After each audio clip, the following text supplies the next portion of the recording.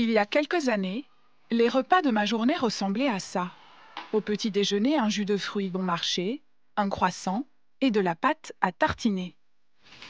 Au déjeuner, un soda, un club sandwich et une mousse au chocolat. Au dîner, des pâtes, un steak, du fromage et une mousse au chocolat. Et encore une mousse au chocolat. J'adorais. Mange au moins 5 fruits et légumes par jour. Mais à force d'entendre les conseils pour être en bonne santé, Ne mange pas Trop gras, trop sucré. trop salé. j'ai commencé à culpabiliser et j'ai décidé de changer mon alimentation. Pas facile au départ.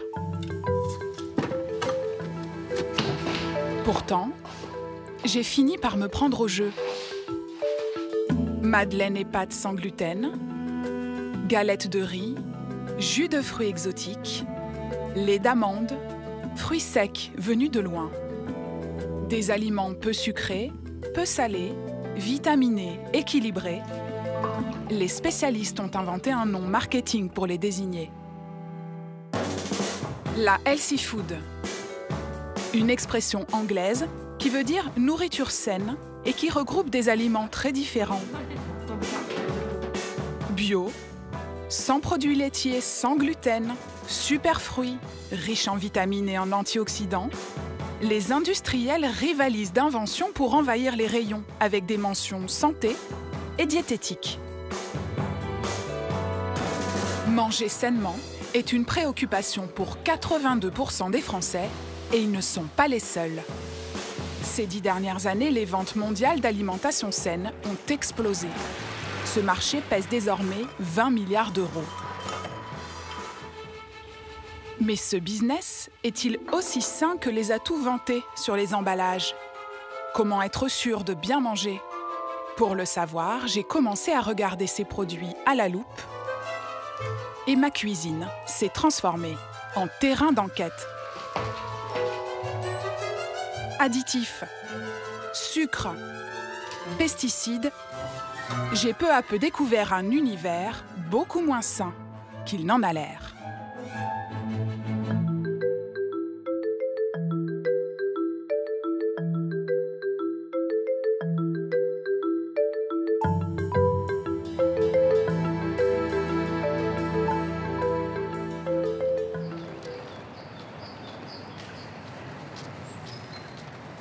Il est 7 heures. Comme tous les matins, Pauline, 29 ans, commence sa journée par un footing au but de Chaumont.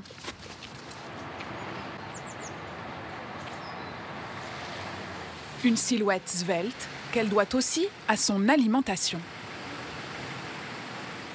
Excusez-moi, est-ce que vous avez du muesli? Ouais, alors le muesli est juste là. Ah oui. Céréales, yaourt au soja, farine sans gluten, Pauline est une adepte de la healthy food. Enfin, j'ai changé d'alimentation il y a 2-3 ans en fait. Donc, je me suis mis à manger plus sainement et je suis moins malade. Voilà, je suis beaucoup plus en forme, beaucoup plus énergique au quotidien. Et j'ai perdu 17 kilos. En 3 ans. En 3 ans, ouais. Depuis, elle ne cesse de découvrir de nouveaux produits, comme ces boissons sans lactose. Il y a vraiment tout. Il y a du lait de riz, de quinoa, d'amandes, de noisettes. En plus, vous en avez même qui sont parfumés, amandes caramel. Enfin, c'est ouais. Il y a plein de choses. Vous les avez tous goûtés? J'en ai goûté beaucoup, ouais. Beaucoup. Ça, c'est votre préféré? Ouais, c'est mon préféré. Pauline achète aussi des fruits bio et même des super fruits. C'est un petit fruit qui se consomme séché en fait et qui est très riche en vitamines. Du coup, ça fait vraiment partie des super aliments très connus. De retour chez elle, Pauline prépare avec attention son petit déjeuner.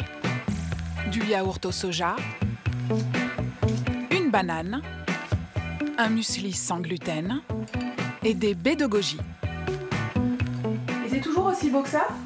Non, c'est pas du tout toujours aussi beau que ça. Là, c'est parce qu'en fait, je m'apprête à faire une photo pour Instagram pour partager mon petit déjeuner avec mes abonnés. Donc, je prends soin, voilà, je fais en sorte que la présentation soit jolie. Mais si je suis toute seule et qu'il n'y a pas de photo Insta, c'est super moche. C'est le yaourt, les céréales et hop, c'est fait en 2 minutes. Instagram, le réseau social des photographes en herbe. Pauline fait partie des blogueuses les plus suivies avec 46 000 fans. J'essaye de faire une petite mise en scène, donc j'ai un fond pour ça, couleur marbre. C'est un peu la tendance sur Instagram, donc j'ai acheté ce petit fond et je le fais devant la fenêtre pour avoir plus de luminosité et une plus jolie photo. En gros, ça va donner des photos un peu comme ça. Lorsque moi, je publie une photo en partageant ce mot-clé, en fait, healthy food, j'ai d'autant plus de chances d'être vue parce que c'est un mot qui va être beaucoup recherché sur ce réseau social. On peut faire le test d'ailleurs et voir combien il y en a, mais je pense que ça se compte en milliers. Donc on a 22 millions, c'est énorme, ouais. Ce gros partage, il montre vraiment qu'on est dans une tendance, que c'est universel, j'ai envie de dire. C'est pas juste sur Paris, sur la France ou quoi que ce soit, c'est vraiment dans le monde entier qu'il y a une tendance là-dessus. Et voilà, qu'il y a des millions de gens qui adhèrent, en fait. Une aubaine pour les marques. Certaines rémunèrent même Pauline pour apparaître sur ces clichés postés sur Internet. Comme cette marque de thé que l'on trouve dans la majorité des magasins bio. Quand ils m'ont contactée pour en parler, et en plus être payée pour parler d'un produit que j'aime, évidemment, j'ai dit oui. Donc voilà, du coup, j'ai partagé cet article dans le cadre d'un partenariat rémunéré. Et vous en payez combien ? Ils m'ont payé un peu plus de 500 €. C'est correct ? C'est correct. Manger sainement, une tendance planétaire qui a débuté par les produits sans gluten. À l'origine destinée aux personnes allergiques au blé, l'alimentation sans gluten a conquis la France. 5 millions de personnes ont désormais adopté ce régime. Et des milliers d'autres se laissent séduire. Vous mangez toujours sans gluten ? Non, je mange avec du gluten. Mais de temps en temps, voilà, ça fait du bien de mettre le corps au repos. C'est plus digeste. Et ça a quand même du goût là, même si Bah c'est oui, sans c'est gluten. délicieux. Oui. Avec les pistaches. La texture est délicieuse, le goût est délicieux. Le sans gluten, Angèle Ferremact en a fait sa marque de fabrique. Selon elle, le gluten perturbe la digestion, même chez ceux qui n'y sont pas allergiques. Le gluten, ça va agir sur le système digestif comme une colle. D'ailleurs, ça vient du latin glu, qui a été repris en anglais, qui veut dire colle. Et donc cette colle va tapisser notre petit tamis digestif, qui marche vraiment comme un tamis et qui fait passer les petits nutriments dans tout notre corps. Et donc là, ça va coller, donc les aliments vont être moins bien digérés. Ce jour-là, Angèle crée une nouvelle pâtisserie, une tartelette aux fruits. Alors là, je vais utiliser plein de farines différentes, parce que dans le sans gluten, il faut mélanger les farines.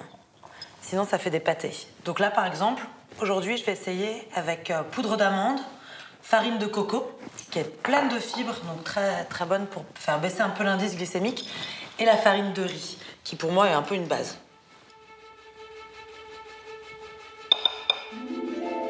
C'est une phase qui prend un peu de temps. Aujourd'hui, je mets avec de la vanille. La vanille, en fait, ça apporte un goût, sans rajouter du sucre, ça apporte un goût gourmand. Les farines sans gluten ont une contrainte, elles sont particulièrement friables, mais Angèle a un petit secret, travailler avec du beurre bien froid. Faut agir assez vite, avant que le beurre se réchauffe trop. Donc je vais la mettre un quart d'heure au four à 180 degrés à peu près. On a l'impression que c'est restrictif, cette alimentation, mais au contraire, ça nous ouvre sur tout un tas de nouveaux produits. Par exemple, parce que moi j'entends beaucoup de personnes qui me disent « mais si je mange pas de pâtes, qu'est-ce que je vais manger? Si je mange plus de pain, on peut rien manger », c'est pas vrai.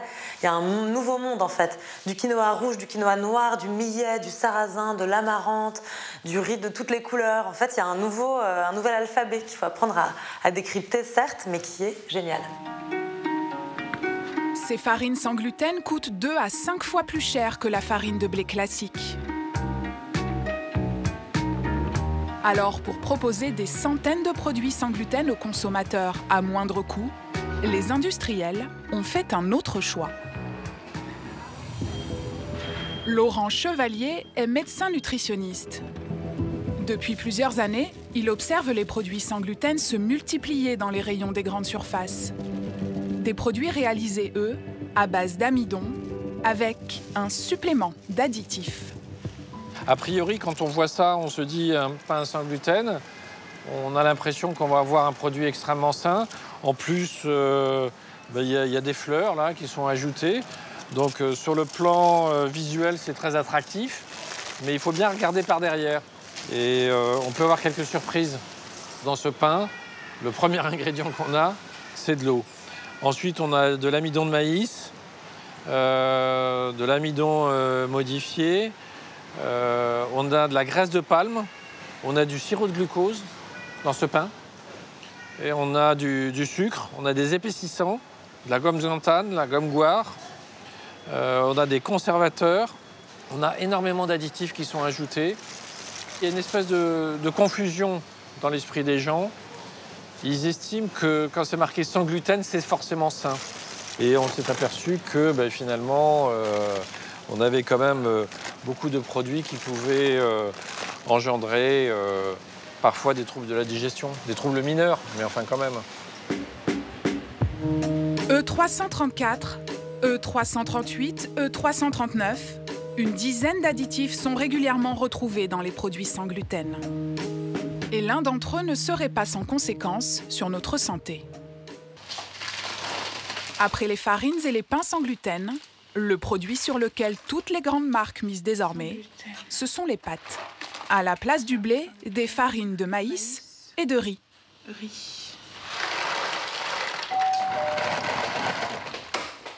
Bonjour, bienvenue. Anne-Laure Denant est docteure en pharmacie. Elle traque les additifs dans nos cuisines. Elles sont bonnes ces pâtes. Hein. Qu'est-ce que c'est en fait? D'accord. Les pâtes sans gluten, en général, ils ont un certain nombre d'additifs, dont le fameux E471, les mono- et diglycérides d'acide gras. Alors celui-ci, oui, E471. Ici encore, émulsifiant, mono- et diglycérides d'acide gras, le fameux E471. Si le E471 n'est présent que dans les pâtes sans gluten et non pas dans les pâtes classiques, c'est qu'il compense l'absence de gluten. Cet additif permet de lier les ingrédients entre eux. Mais cette substance chimique pourrait avoir des répercussions sur notre système immunitaire. L'émulsifiant, le E471, ainsi que d'autres familles d'émulsifiants, vont perturber la barrière intestinale. Ça peut entraîner des perturbations comme des maladies auto-immunes, ça peut entraîner également du diabète de type 2, ça pourrait entraîner du diabète de type 2, ça pourrait éventuellement entraîner des allergies, donc toute une pléiade donc, de pathologies que l'on retrouve de plus en plus dans notre société actuelle. Alors est-il possible de manger sans gluten et sans additifs?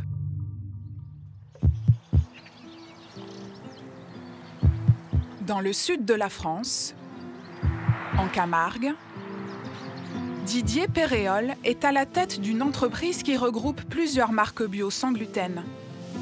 Il produit 30% des aliments du genre en France. Et ce qui fait l'unanimité chez les consommateurs, ce sont ces galettes de riz soufflé. Pour les fabriquer, 600 tonnes de riz de Camargue sont transformées ici chaque année. Parfait. Faire des bonnes galettes. Magnifique riz de Camargue, rond, complet, donc qui était juste décortiqué. Du riz, une pointe de sel et aucun additif. Là, on a une bonne densité, puis elle est d'une certaine épaisseur, mais ça donne un super bon croustillant. Ça, c'est important qu'elle soit assez résistante. On va les mettre en paquet, après les empiler les unes les autres. Il faut qu'il y ait une bonne tenue. Voilà.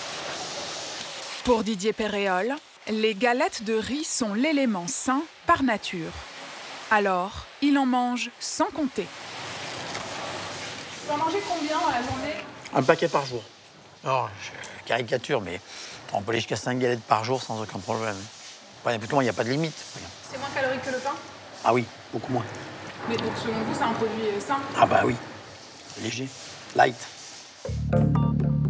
Pourtant, selon les dernières études scientifiques, l'index glycémique de la galette de riz est bien supérieur à celui du pain. L'index glycémique, c'est la capacité d'augmenter le taux de sucre dans notre sang. Celui de la galette de riz se situe à 85, quand celui du pain complet est à 65 et celui d'une barre chocolatée à 70. La raison est simple. Fabriquer une galette de riz soufflée, c'est comme faire du pop-corn. Les grains de riz sont chauffés sous haute pression pour les faire exploser. Or, ce procédé fait augmenter l'index glycémique. Des galettes de riz qu'il faudrait manger sans excès. L'index glycémique élevé induit une augmentation du sucre dans le sang.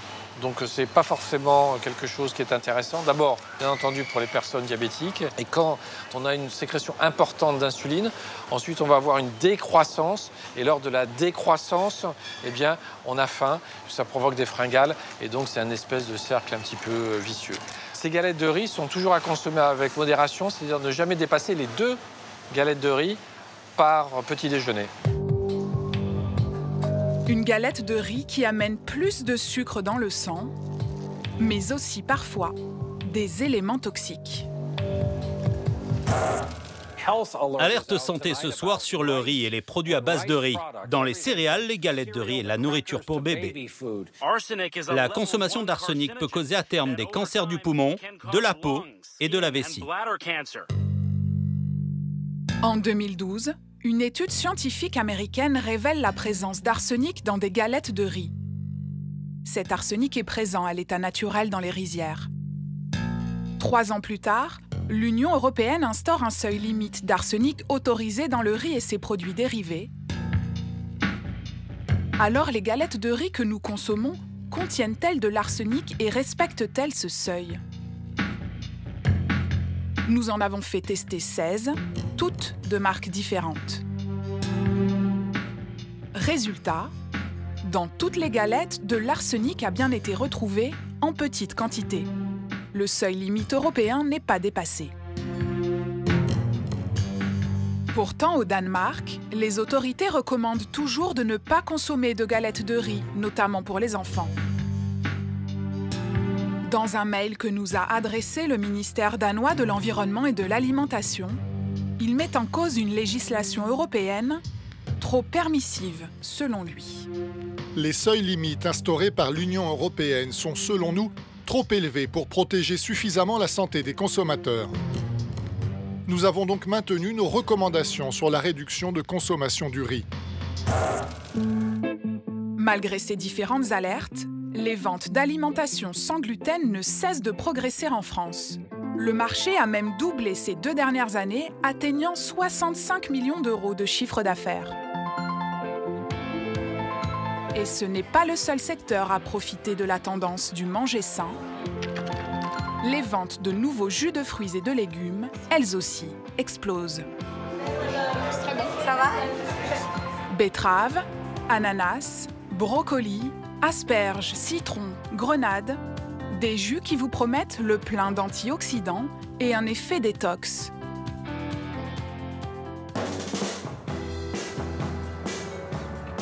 En Bretagne, près de Saint-Brieuc, Laurent Couloumel dirige un atelier de fabrication de boissons bio.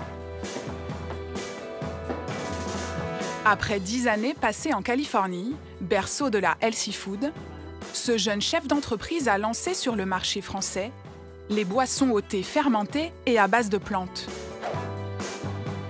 La plus connue, la gingembre hibiscus. Son produit de base, Ah, on a reçu le gingembre. des racines de gingembre venues de loin, très loin. Ça, c'est du Pérou. Il a une belle couleur, c'est-à-dire qu'il est ocre, mais il a des aspects un peu jaunes. Ça veut dire que c'est un gingembre qui est bien frais. Et puis, quand on le casse, on voit qu'il a une magnifique couleur jaune. Et alors, ce gingembre, par rapport à un gingembre qui viendrait notamment de Chine, en Chine, les gingembres sont gorgés d'eau. Ça ne veut pas dire qu'ils ne sont pas bons, mais ils sont gorgés d'eau. Donc, en volume, un gingembre chinois, il fait 4 fois cette taille. Et du coup, il concentre beaucoup moins les arômes. Et on a essayé, même en mettant 4 fois plus, on ne retrouve pas l'intensité qu'on retrouve dans celui-là. S'il a misé sur cette racine pour sa boisson phare, c'est notamment pour ses effets qui seraient bénéfiques sur la santé. Alors le gingembre, c'est connu pour ses propriétés qui permettent de fluidifier le flux sanguin et donc de faciliter la circulation sanguine. Une boisson saine, mais pas totalement. Comme dans la recette africaine dont il s'est inspiré, Laurent Couloumel ajoute au jus de gingembre une infusion de feuilles d'hibiscus, un peu de jus de citron, de l'eau, mais aussi du sucre liquide.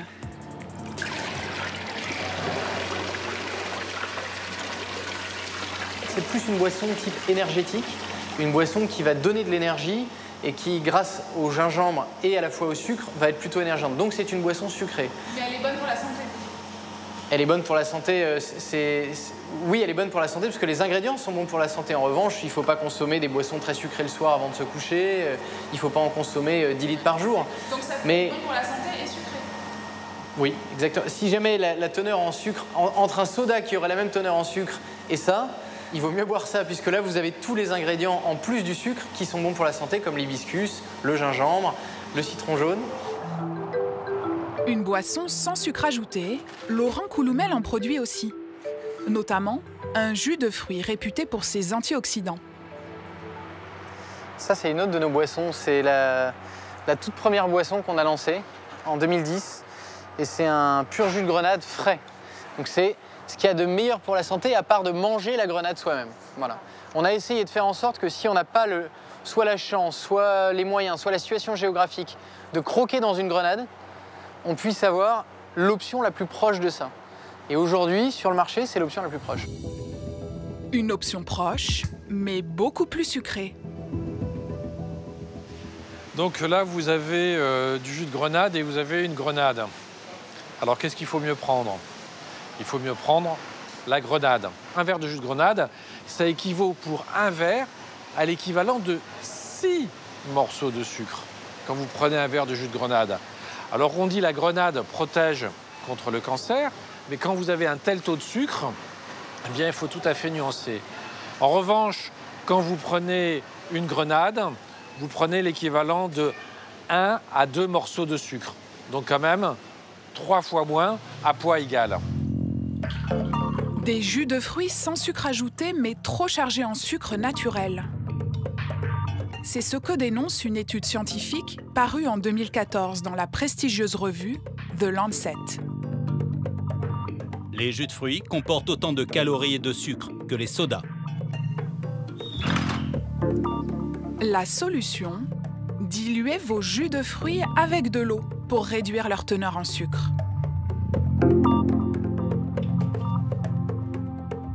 Et si pour manger sainement, le plus simple était de mettre la main à la pâte.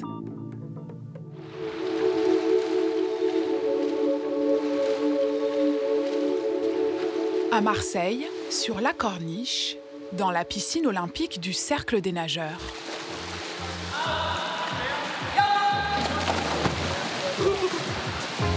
L'équipe de France de natation s'entraîne quotidiennement sous l'œil de son coach Romain Barnier. Et on contracte devant et on accélère en haut et au-dessus. Pour lui, l'alimentation saine est une des clés de la réussite sportive. On est un sport de vitesse, dans le sens où certains athlètes s'entraînent pour seulement 20 secondes d'effort, mais qui est pratiqué dans l'endurance. C'est des séances bi-quotidiennes de 2 heures.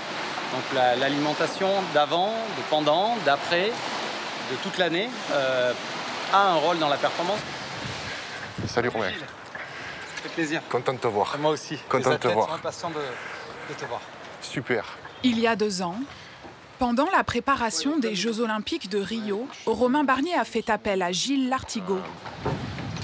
Diplômé en nutrition aux États-Unis, cet adepte de musculation s'est spécialisé dans le manger sain. Hey. Bonjour, ça va? Tu t'es pas un peu élargi depuis la dernière fois? C'est vrai, tu trouves? Merci, non? Mais si, c'est quoi? Aujourd'hui, il a demandé aux nageurs d'apporter ce qu'ils considèrent comme étant des produits sains. Vous avez 3000, c'est ça? Tous n'en ont pas la même définition. C'est bon les vacances? Qu'est-ce que tu m'as apporté, Anna? Ça fait plaisir. Pour certains, le produit sain, c'est une barre ultra protéinée. Pour d'autres, du beurre de cacahuète bio. Je ne suis pas très favorable à ce genre d'aliments parce qu'il y a beaucoup trop d'ingrédients. Une galette végétale. ou même un soda light. On va commencer par toi. Hein. C'est comme ça que je me chauffe, tu vois, c'est ça très bien. Mais pourquoi tu prends une boisson comme ça sans sucre? Parce que j'adore le goût. D'accord. Donc c'est bien de te réhydrater, mais il faut que tu te réhydrates avec des boissons comme ça, tu vois. Donc ça, c'est de l'eau de coco qui est mixée avec un peu de gingembre, avec un petit peu de citron et une pointe de sel. Donc en fait, l'eau de coco, si tu veux, va te permettre de diminuer l'acidité que tu as dans ton corps. En buvant du Coca Zéro, ça c'est une boisson acide.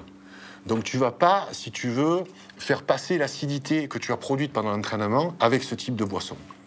Romain Barnier attire également l'attention de Gilles Lartigot sur les biscuits préférés de ses athlètes, des gâteaux vendus au rayon diététique. Je pense que tu peux nous parler de ça, qui est quand même un grand classique de ceux qui pensent bien manger. Ah, c'est de la gourmandise, mais c'est pas bon parce que non, il n'y a pas d'énergie. Quand tu regardes la composition, il suffit juste de lire en fait ce qu'il y a. Il y a des sucres très rapides, c'est du sucre de canne. Il y a du chocolat noir, de la farine de blé. Plutôt que d'acheter des produits industriels dits sains, Gilles Lartigot leur conseille de préparer eux-mêmes leurs boissons. Il y a un truc, pour moi, c'est vraiment le top du top. Ben, c'est de l'eau, avec ça. Avec ça. C'est tout? Mixé, même pas filtré. Vous avez du lait de chanvre. Tout ça, c'est 30 grammes de protéines. Graines de chanvre, sirop d'agave. Gilles Lartigot leur a même concocté la version cacao. Par le lait de chanvre. Alors, des boissons qui ressemblent comme 2 gouttes d'eau à du lait, mais qui n'en sont pas. Depuis quelques années, les laits sans lait envahissent les grandes surfaces. Dans les rayons, ils prennent désormais autant de place que les laits classiques, mais coûtent 2 à 3 fois plus cher. Comment expliquer un tel prix?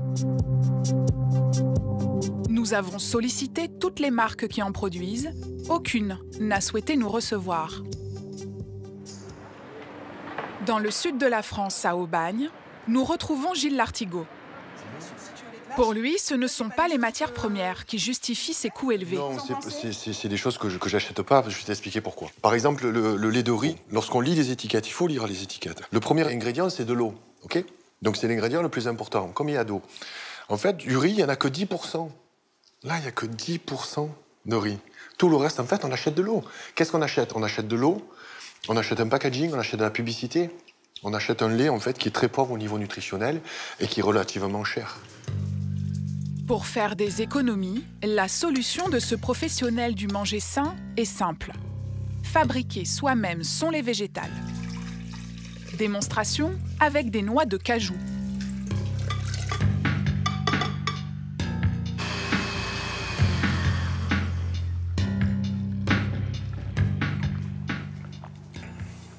Cette boisson, elle est fantastique. Elle est grasse, elle est onctueuse, on voit sur les parois du verre. Et c'est un lait, en fait, que je conseille parce que c'est ce lait de noix de cajou qui se rapproche le plus du lait de vache au niveau de l'onctuosité, au niveau de la qualité en bouche. Sans sucre, sans additifs, sans conservateur, donc 100% naturel. Une boisson maison qui ne coûte qu'1 € le litre. J'ai arrêté, en fait, les produits à base de lait de vache. Et c'est un excellent substitut au lait de vache, le lait de cajou, qui apporte beaucoup d'oligo-éléments, qui apporte du magnésium, du phosphore, du potassium. Et c'est vraiment une belle alternative au lait animal. Se nourrir de substituts aux matières animales, c'est l'une des tendances du manger sain.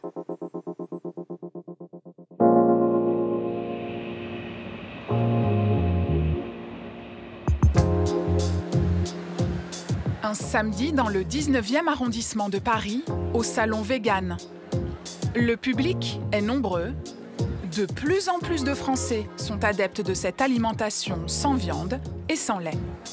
Vous buvez jamais de lait animal? Non, jamais.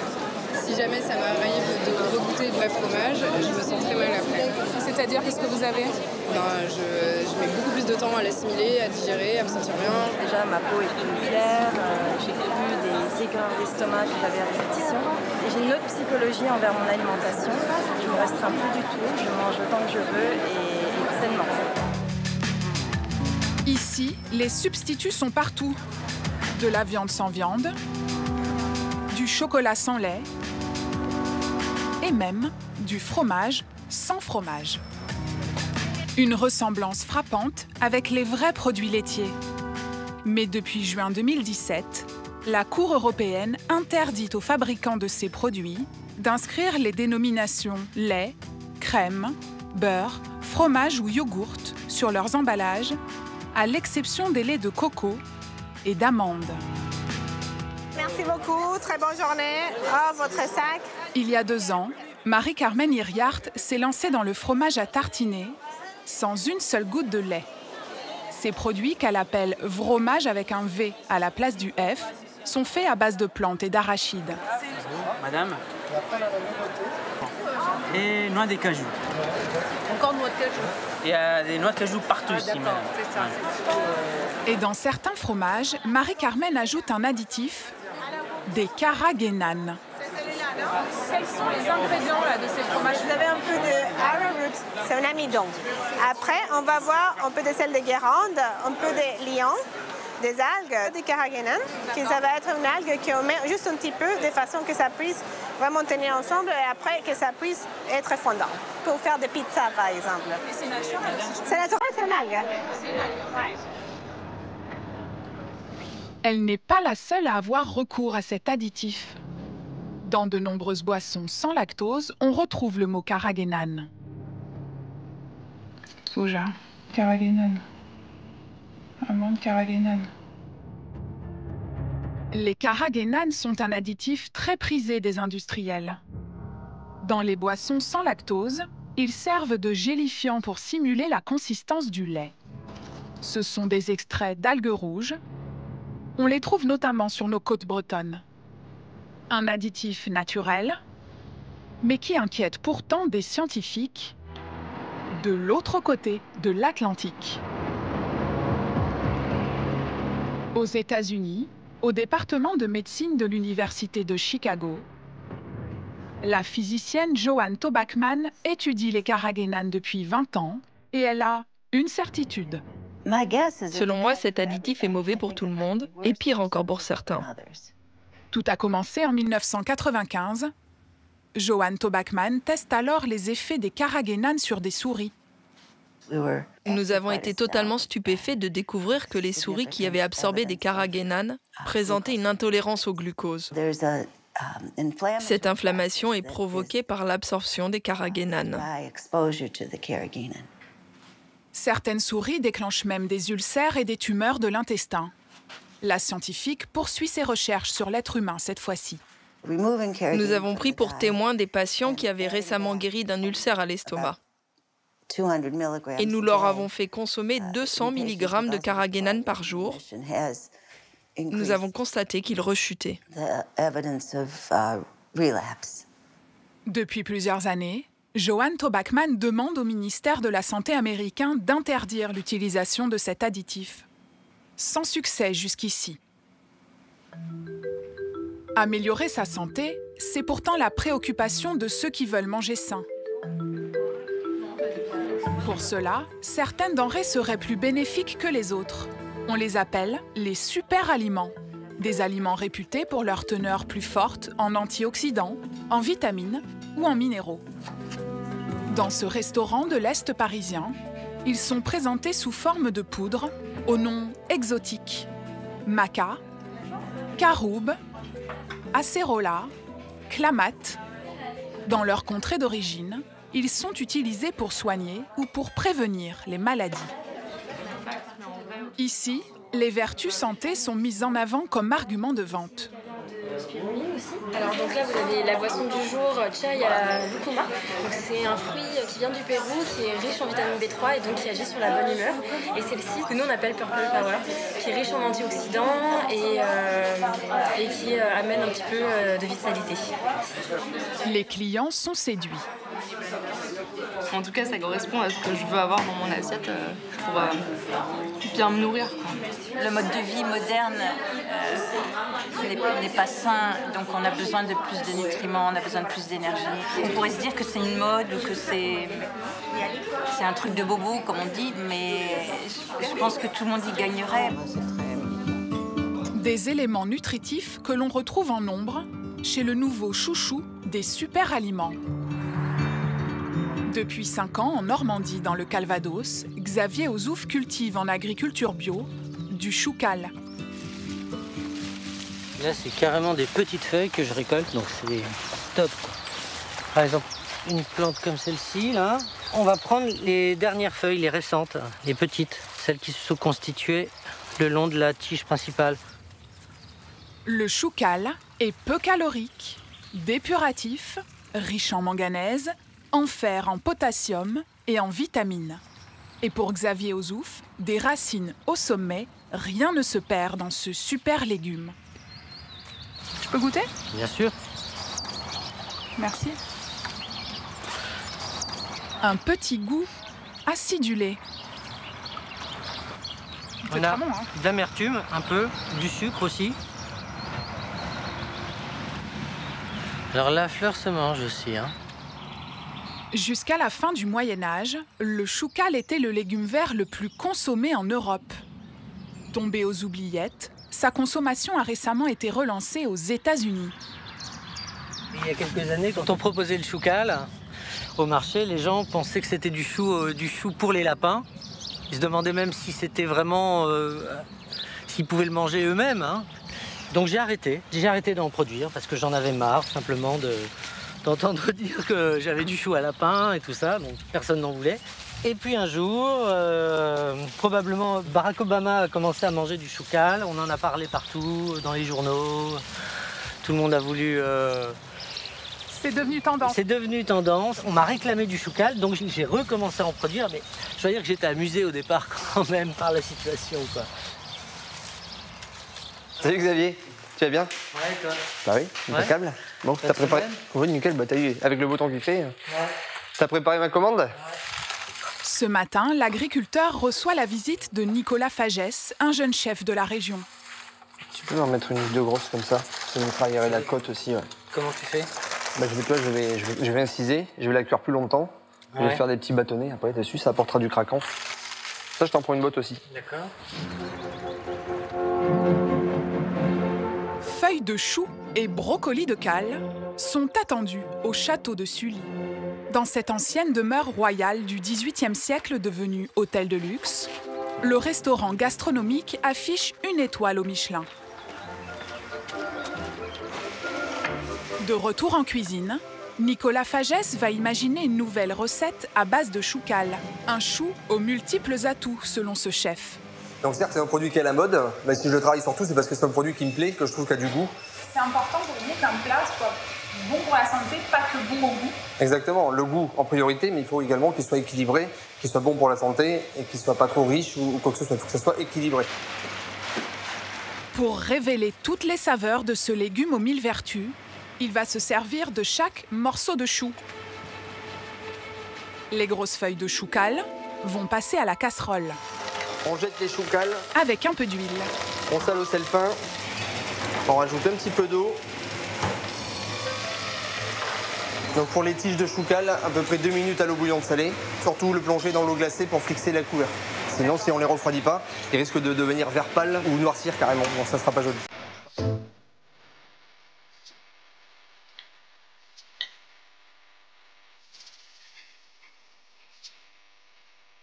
Si le choucal arrive peu à peu dans nos assiettes en France, aux États-Unis, c'est déjà un phénomène. Les vedettes s'emballent pour ce légume frisé, comme la mannequin Heidi Klum. Je l'adore. Ou l'acteur Kevin Bacon, qui va jusqu'à affirmer: un jour sans chou kale, c'est comme un jour sans soleil. Une Kale Mania tournée en parodie par l'humoriste vedette de la télévision américaine, Whitney Rice. Kale, kale, kale. Faites-vous une guirlande de kale, des boucles de kale, Du kale pour dinosaures. Et les géants de l'agroalimentaire n'ont pas hésité à surfer sur cette tendance, quitte parfois à embellir la réalité. En 2014, aux États-Unis, Co lance une boisson qui se présente comme étant essentiellement à base de jus de chou kale. Une affirmation mensongère, selon Michael Jacobson, le directeur du CSPI, une influente association de consommateurs américaine. Ils appellent cela le Kale Blazer.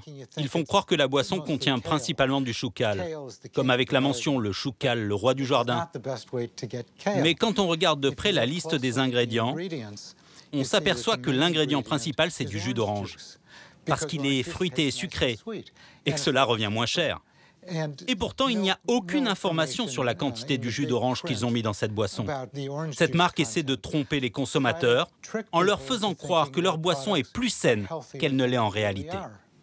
Son association a récemment poursuivi PepsiCo en justice pour obtenir un emballage plus en phase avec le contenu du produit. L'industriel a accepté de négocier. Dans le cas de cette marque, Naked Juice, l'entreprise va être obligée de faire des modifications sur l'étiquette. Au lieu du seul mot légumes, comme il y a aussi des oranges, ils vont ajouter la mention fruits et légumes. Et puis ils mettront l'image d'une orange, car c'est l'ingrédient principal. Mais ils vont perdre des consommateurs, du coup. Peut-être, ou peut-être pas. Ils trouveront sûrement une nouvelle astuce pour tromper le consommateur et continuer à vendre leurs produits. Selon Michael Jacobson, ce n'est pas un hasard si les mastodontes des sodas ont choisi d'investir le secteur des boissons dites saines.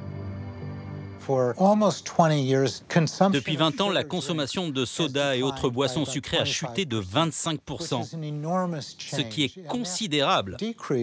Et d'ailleurs, cela a encouragé des firmes comme Coca et Pepsi à diversifier leurs produits. Désormais, ils vendent plus de boissons édulcorées et light.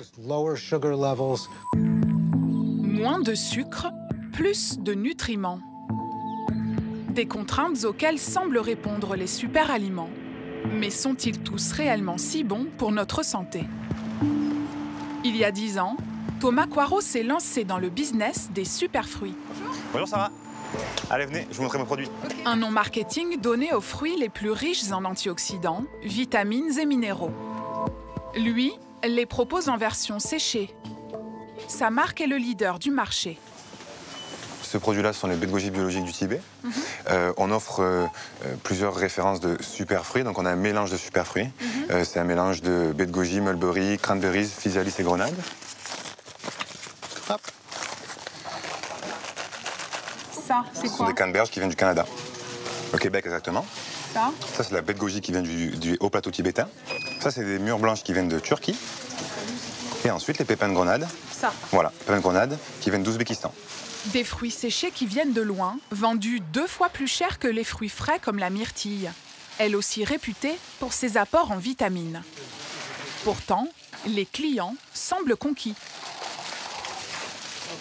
Moi, je mange des fruits séchés parce que là, si j'achète trop de fruits aujourd'hui, je vais être amenée à en jeter peut-être la moitié. Donc vous, ça vous moi, dérange je préfère pas acheter moins de produits frais, mais plus souvent, mais d'avoir en réserve dans mes placards des fruits séchés pour le matin, pour le goûter, pour le petit le fruit sec le soir devant mon film si j'ai envie. Je ne sais pas du tout si c'est cette marque-là ou d'autres. J'ai en tout cas le même type de produit, donc moi je vous soutiens. Merci. Pensez à ça, la préservation, monsieur, c'est l'argument numéro 1. Merci beaucoup. Thomas Coirot n'aurait pas pu rêver meilleur avocat. Car les superfruits n'ont pas toujours eu bonne réputation. Notamment les baies de goji, surnommées fruits de la longévité en Chine, où elles sont produites à 90%. En 2009, en France, la répression des fraudes s'intéresse à ces superfruits et met en exergue de forts taux de pesticides et de métaux lourds, comme le cadmium et le plomb. Et même dans des baies de goji bio, ce qui est pourtant interdit. L'Europe, puis la France, suspendent alors les importations de baies de goji en provenance de Chine. L'embargo n'a duré que quelques mois, mais Thomas Coirot reste méfiant. À chaque livraison en provenance de Chine, il fait contrôler ses fruits par un laboratoire indépendant. L'agriculture chinoise et l'agriculture biologique chinoise, c'est problématique parce que c'est un pays dans lequel les garanties sont faibles.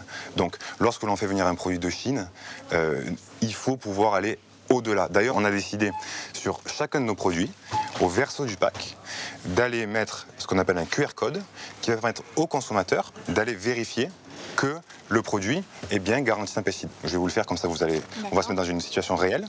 Alors, on le met dessus, hop, voilà. Donc là, on a la photo du lot avec, en dessous, si on va tout en bas, le rapport de test comme nous, on le reçoit. Qui explique qu'il n'y a pas ND, ça veut dire non détecté. Pesticide non détecté. Voilà, ça veut dire qu'il n'y a aucune trace de pesticide à l'intérieur. Qu'en est-il pour les autres baies de goji que nous consommons? Nous en avons réuni une dizaine, dont celle de Thomas Coirot, et les avons fait tester par un laboratoire indépendant. Dans 3 de ces produits, des résidus de pesticides ont été trouvés. Et un sachet de baies de goji attire l'attention de François Veilleret, le directeur de Génération Future, une association qui se bat contre la présence de pesticides dans notre alimentation. Il y en a un qui arrive en tête quand même parce qu'il y a en fait 1, 2, 3, bon ça c'est la même famille, 4, 5, c'est quand même un beau petit cocktail de 5 résidus de pesticides. Est-ce qu'on est dans la légalité malgré tout? Oui, parce qu'en même temps sur des baies de goji séchées, je crois qu'il n'y a pas de limite maximale officielle, quoi. Il n'y a pas de valeur guide.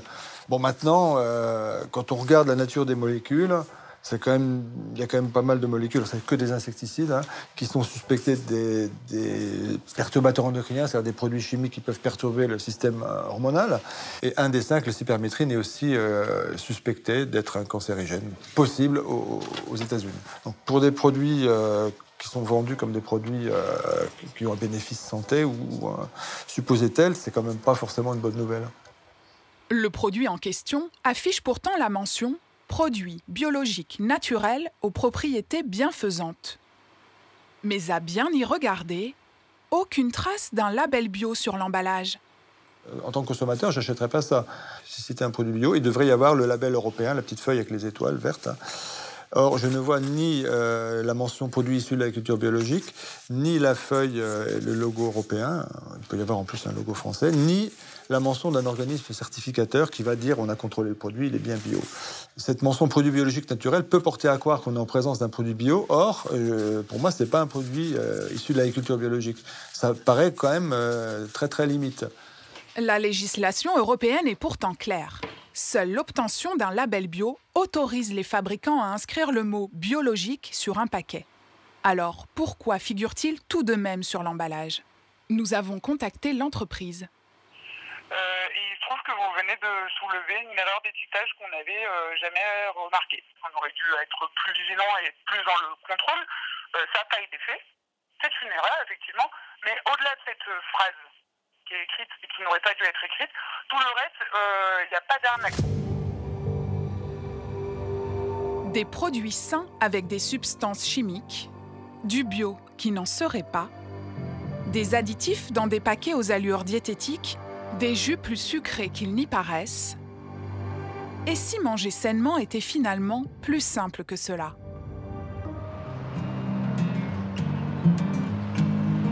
Il y a un an, Élodie Germain et Delphine Dubois, 2 amies, se sont lancées dans l'apéritif sain, avec une envie, mettre en avant des légumes locaux.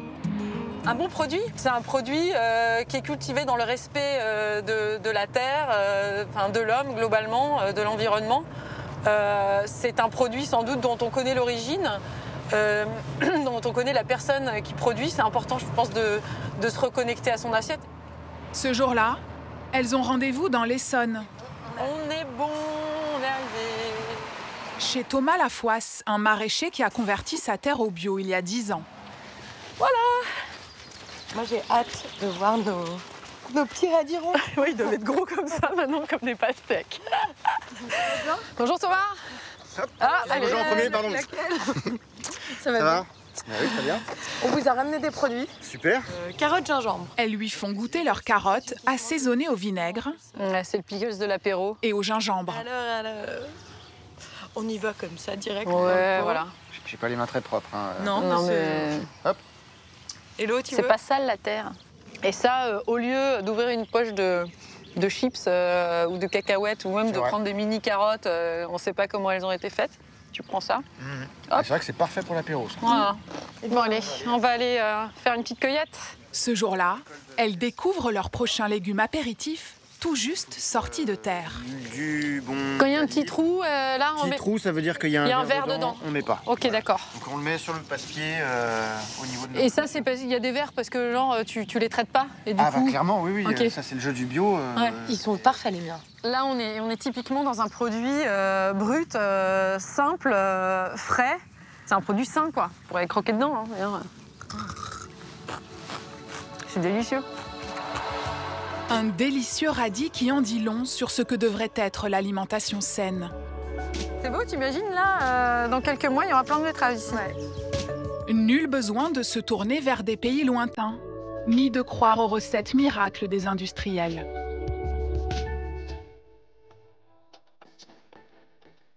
Pour manger sainement, la recette est simple.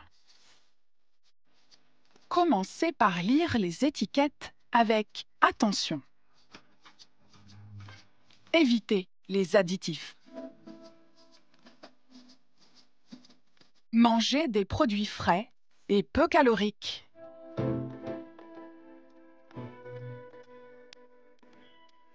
Et surtout, n'oubliez pas, faites-vous plaisir.